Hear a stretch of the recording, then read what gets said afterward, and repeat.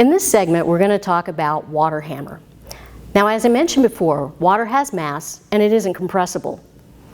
Imagine a freight train moving down a track and it suddenly slams into a brick wall. Every car is going to slam into the car in front of it. It's going to create a tremendous shock wave. This is what happens inside your plumbing system when the water is brought to an abrupt halt. Modern-day washers and dishwashers come equipped with fast-closing solenoid. You can even create water hammer by rapidly closing a single lever valve inside your shower or on your faucet.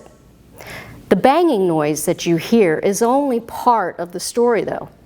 Water hammer can create a tremendous pressure spike, sometimes in excess of 200 or 300 pounds per square inch. And even though it happens very rapidly, the damage can be considerable. The way to prevent this is to install a hammer arrestor or an air chamber. I recommend the hammer arrestor because it has a pre-charged cylinder at the top. It's protected from the water column, so it won't lose its charge.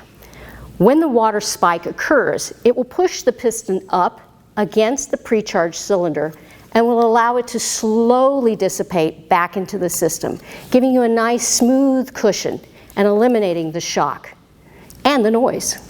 So remember, where your fast-closing valves are installed, it's a great idea to install a water hammer arrestor. It will protect the entire system.